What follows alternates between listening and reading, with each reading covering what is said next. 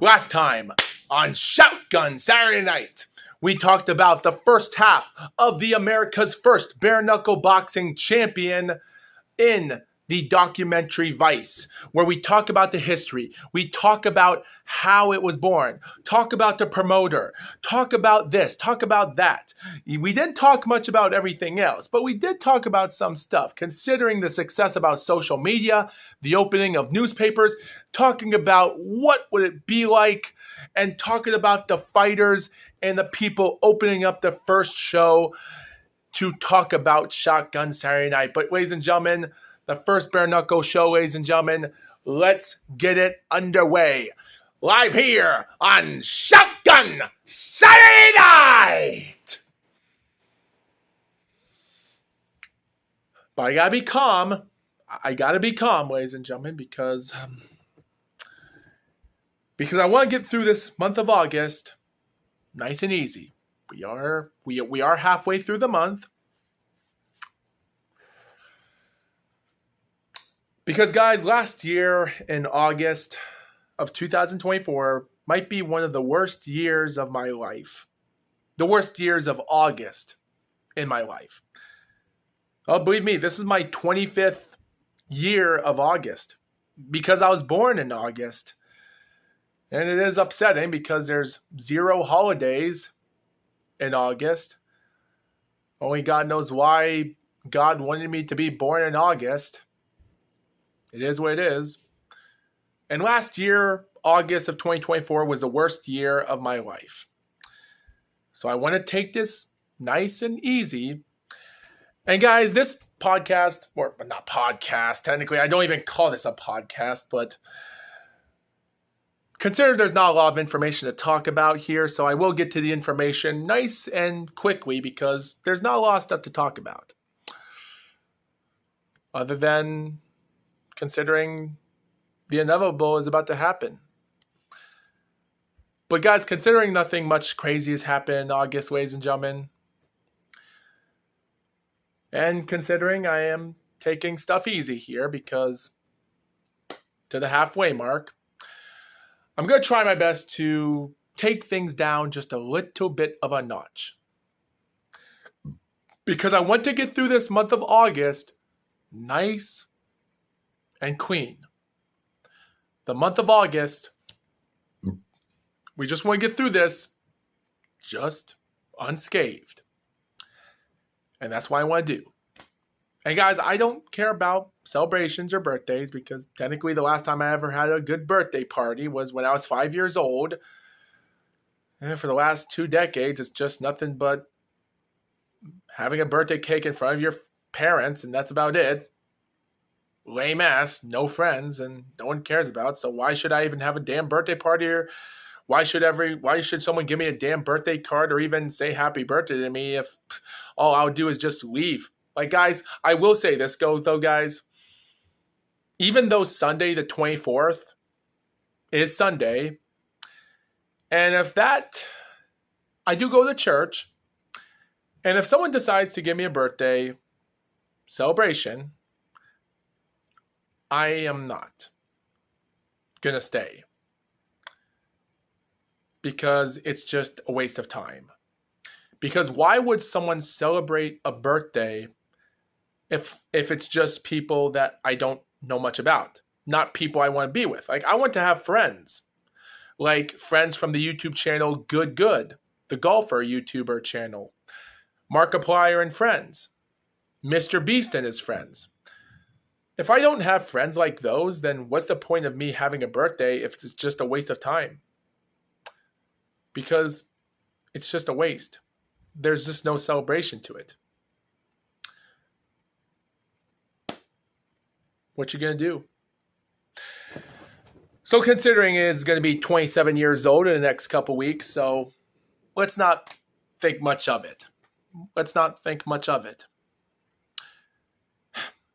But anyway, guys, enough talking about that. It's already been almost 5 minutes. So with that being said, guys, let's get down to the episode. So ladies and gentlemen, we've already paused it. And guys, the show starts off with a banger. So guys, I don't know what fight started first and which ones ended last.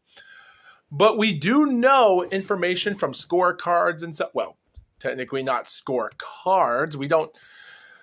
Technically, we do have scorecards and other stuff. But technically, guys, the real information does come differently to every perspective's point. So, guys, let's talk about the matches. So, guys, the first match from bottom to top in competition is this. So we had Arnold Adams taking on DJ Litterman. And to be honest, guys, every single bare knuckle boxing match is 2 minutes long of a round, 5 rounds. So you're only fighting for 10 minutes for each 2-minute 5 rounds. Yeah, all of them are non-title fights and title fights. So title fights and non-title fights are all 5 2-minute rounds. So that's kind of a little bit lame to say that you're not fighting for a world title. And it makes you wonder, well, are you going to say like 7 rounds should be the equivalent of a title shot? Technically, I don't think it even matters. So technically, the match ended with Arnold scoring out an amazing barrage of deadly combinations. DJ Litterman gets stopped after the end of round 2. So Doctor comes over to stop the fight. So he advances to the quarterfinals. The next match is Esteban Payan versus Omar Avelar. And the match goes on quite decently. Both fighters start off dangerously, and after the first round comes to an end, with all the craziness, well, technically the match started off crazy because with mostly Esteban wearing a orange shirt and some yellow, well, whatchamacallit. The other dude, well, he's a short guy with a white shirt on, and technically he comes in as an overweight dude. And I love that Esteban is sitting in his bed being interviewed, talking about that he's asking to be part of history. And they're saying that you're going to be part of history of you're the effing fat boy who came in overweight, which is kind of weird for him to say that. It's kind of weird for him to say that. It's just, I do feel bad. And he comes in as a perfect fighter. But of course his overweight person says, I give him props. Like, there's in the past and this is now, and knuckle up, baby. I love it.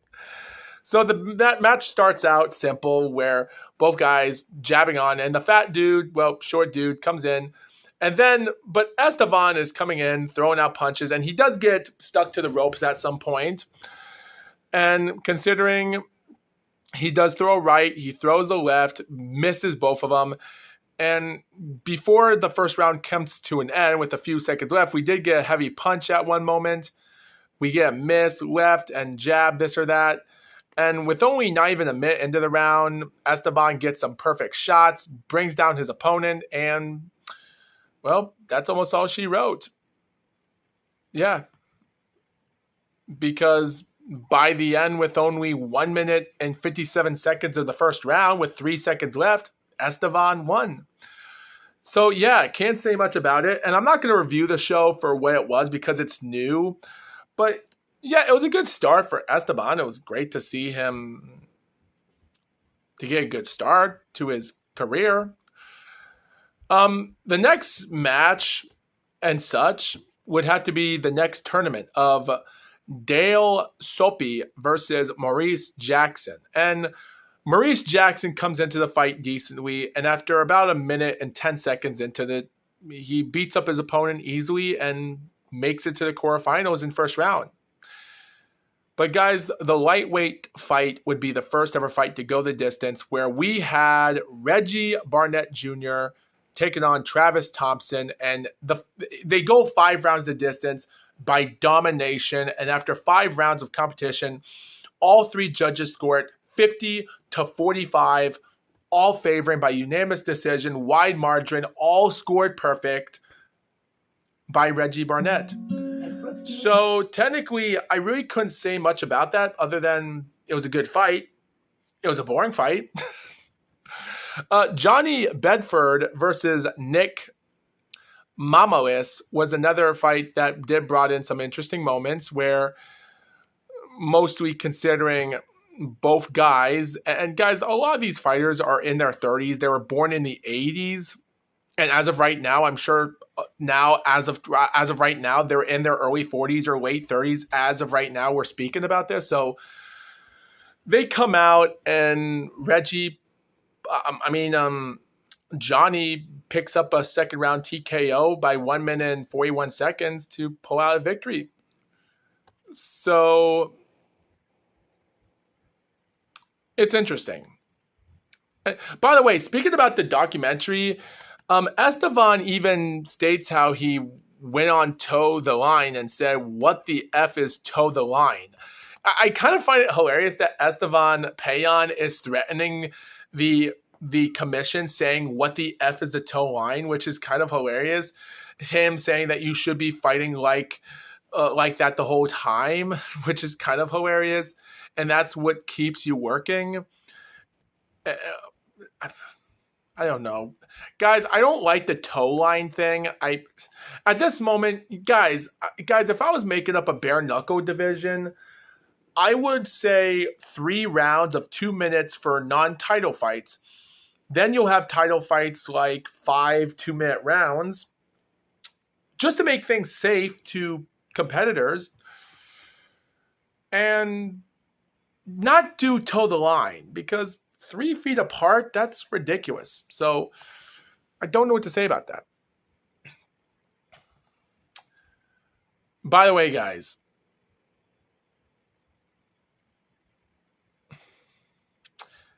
there is another heavyweight fight that was a non-tournament event where Bobby Gunn defeated a Brazilian fighter named Beato Costra Jr. by a first round KO to the body. And fun fact, Bobby Gunn was a boxer with a record of 23 wins and 7 losses, but unfortunately, considering his career started off interesting during the 90s with a couple horrific losses, and he had an IBA cruiserweight fight, which he lost, but it was later turned to a drug test fail. But he would actually win the vacant title months later, only to fight for the WBO cruiserweight title against Enzo Maccarinelli. But Maccarinelli would defeat him by first round TKO in 2 minutes and 37 seconds in April the 7th of 2007 for the WBO title, which was major at that time. So failure for him. He would win the WBF America's Cruiserweight title in 2008 and have some close wins here or there, have a win against Shelby Gross by rematch, and he would have an IBF and a Ring Magazine title fight against Thomas Adamek in 2009, only to lose by round 4 cornerman retirement, and then lose the IBU heavyweight title fight 3 years out of retirement after that loss, and then fight against James Toney to lose by round 5 cornerman retirement. His last fights in his career with Glenn Johnson 2013, past prime former champ, got him, and Roy Jones Jr. in 2017 for WBF Foundation Cruiserweight title, WBF World Cruiserweight Champion. Junior would knock him out by round 8 TKO, and those last 2 fights in 2017 would be wins for the guy against nobody. So seeing Bobby Gunn then a year later, he would actually retire from professional boxing for good that same year in 2017 and fight in bare knuckle to pull out this win. Yeah, so interesting history there. But by the way, guys, I think the real story came in the next fight. Eric Prindle versus Sam Shoemaker. So we see Shoemaker doing some jumping rope, skipping this or that. He's wearing a bare knuckle shirt on, bare knuckle KFC. And then it says, I know that growing up, my dad had a lot of stories about he was a good athlete and he missed a lot of opportunities as far as, you know, he should have and would have and could have. And then Sam says he actually had a pro scout coming to look at him for baseball. He was a really good pitcher. And the night before he stayed out and all drunk with his friends, he was hung over the next day and he didn't make the game. And he missed his opportunity. He's been missing by a scout at that point. And, well, before you know it, that was it. And then as he's done talking, his father says, hello, I'm Johnny Cash. So I guess he still has his humor there. So he plays back with his life, and now Sam is trying to get into his days. He missed his opportunities in college in Kansas City, and now he has to fight for what he has to do. And he got kicked off of a team for baseball and such, and now he's trying to get his next chance. And I love the story of what Sam Shoemaker's is. Talk about that he doesn't want to repeat the same failures as his dad. And I've already talked about this in my last podcast, but not the way I'm talking about it now. I just saved it for next week. So he crawls into the ring. They announce the fighters. And guys, the announcer with the white long hair, this or that, I don't know. It's hard for me to take that announcer serious. So we come out. His opponent praises to the Lord. Sam is in American trunks. His opponent is in blue. They both study each other and with blue trunks and with the American flag. And then with only 15 seconds into the round, before you know it, Eric Prindle comes in, tries to go for the attack, and Sam ducks away and escapes. And as he does that, with 15 seconds into the start of the fight, the first punch is thrown. And as the camera is just doing slow motion, both of the guys stunning each other like it's a movie, Sam says, just let your light shine in the world. And before you know it, Brindle is trying to corner Sam to one of the ropes. And then, before you know it, Sam turns his body, sets up a Deontay Wilder looping right straight to the noggin of the chin. And down goes Brindle at 18 seconds. The match is over. The referee waves it off, not even counting. The crowd is going ridiculous. It's ridiculous. Sam's first ever professional win. And at this moment, people are like, dude, give him the heavyweight title. Because the punch and the replay of his body hitting the ground, and it was so crazy. Like, looking back at that knockout was crazy. And just seeing him win his first fight like that is just really amazing. It's great to see this guy. Like, this win was a lot more better than talking about Everlast Payon's win, but it was amazing.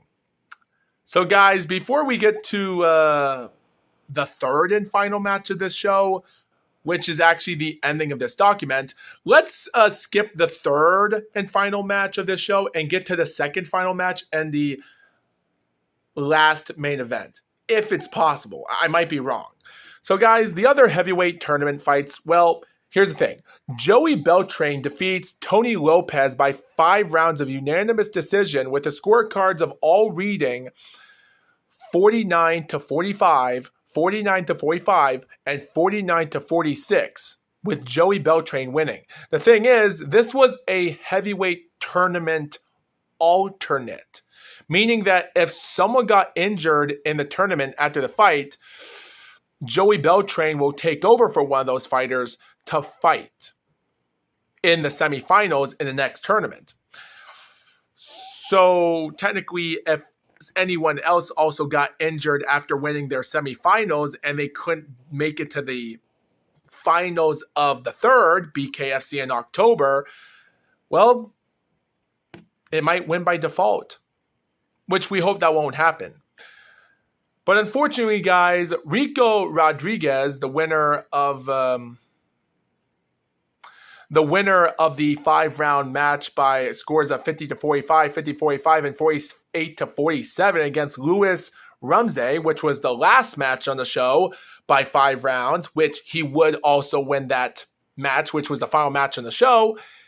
He actually got injured, and Joey Beltran would take over for him fighting against Arnold Adams in the semifinals, with Shoemaker taking on Maurice Jackson in August in their semifinals.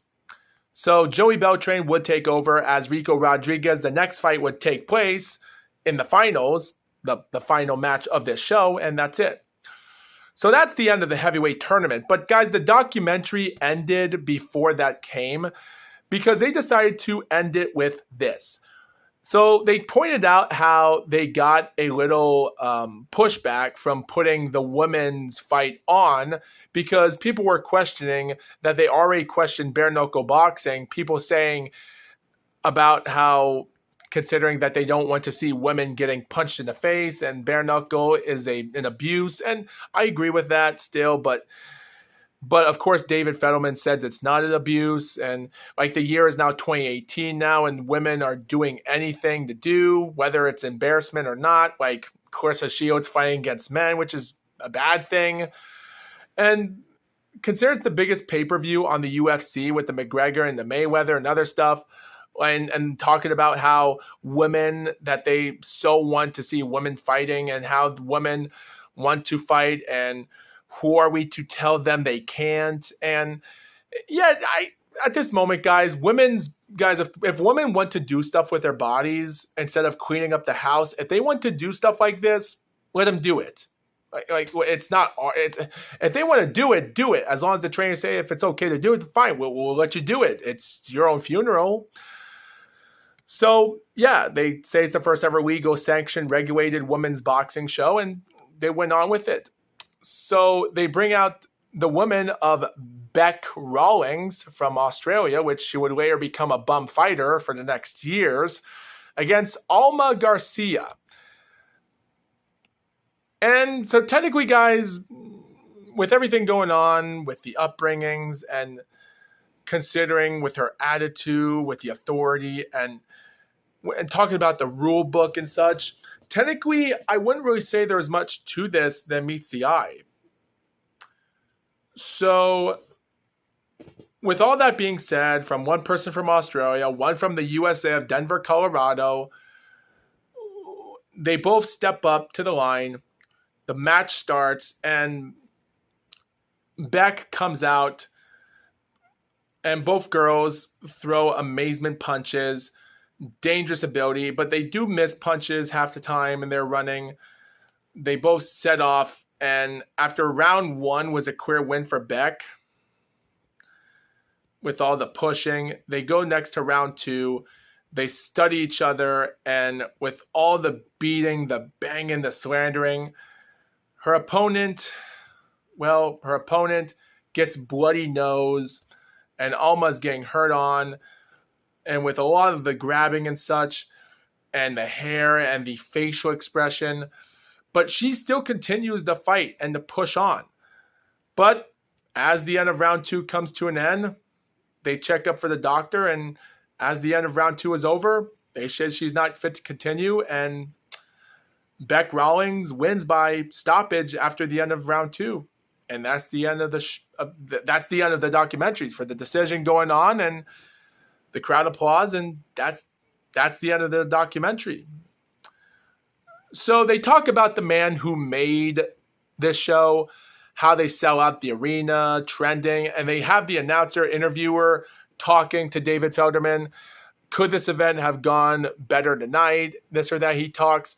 And he said, well, like I said before the fight, it's going to be what the fans want. Do the fans like bare knuckle? And the crowd, yeah, they go.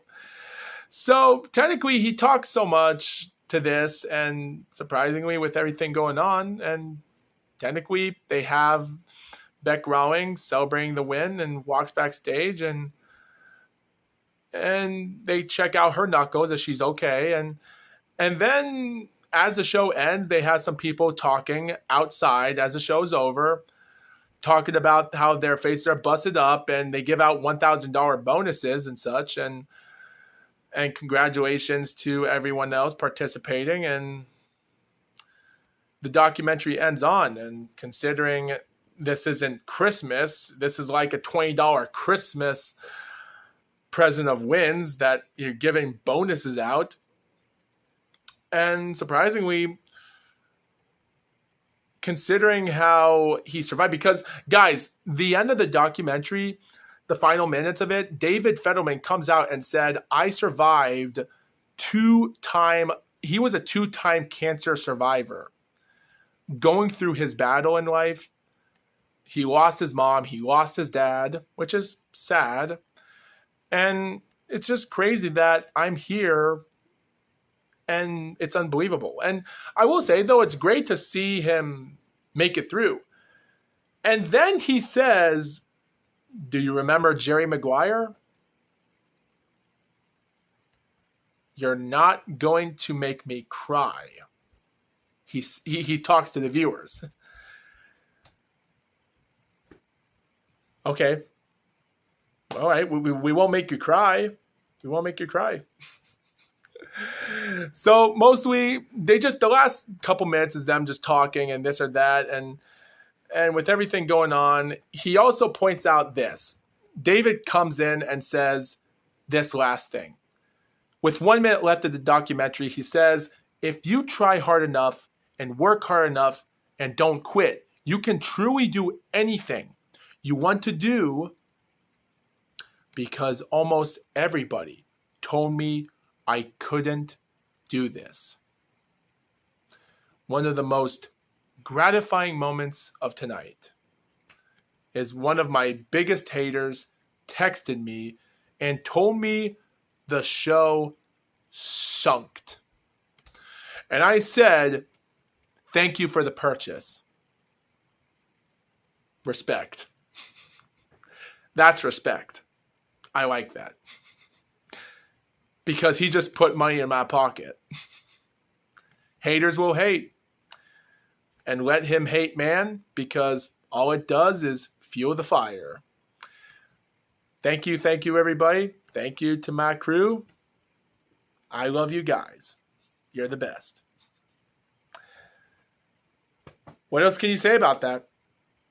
So the show finally ends. People continue talking and just going on, my crew, and he walks out, goes to a car, and with everything else, talking about who each other does bare fists and this or that, and him talking. The last thing he does say before it ends, saying, who doesn't want to really see two guys hit each other with bare fists? And then they cut back outside with him leaving in the car, outside, darkness, with the graphical screen saying, since filming, David Fetterman has been granted permission to stage more bare-knuckle fights in Biloxi, Mississippi. David says he's in talks with other states about further expansion. Itchy nose.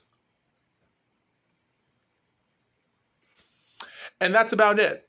So, with everything going on, what else can you say about this entire event? Well, guys, my final thought is bare knuckle boxing brings in a lot of moments, and technically, whether you people like it or not, well, the thing is, guys, we already have professional boxers that failed so hard in their career, and some that have failed MMA. It's like, well, if you're a failure in every sport, you might as well try bare knuckle boxing and try your best to do what you have to do, because it just takes time to actually understand the fortitude when it comes to expansioning everything you have to do to make this work. And he did. So it's great to see that. And it's great to see another promotion also doing bare knuckle. But I did say this before, guys, and I'll say it again. And even though I'm promoting this Shotgun Saturday Night as a bare knuckle story of talking about stories and such, I think it's going to be interesting to talk about what I can talk about, because, guys, next time I'm going to talk about the story of one bare knuckle boxer that came out of nowhere and made history as being a forgotten champion. Not because, but it's the 21st century, but it's because he got beaten up by one of the greatest fighters of all time. We're going to get to that next time on Shotgun Saturday Night. See ya.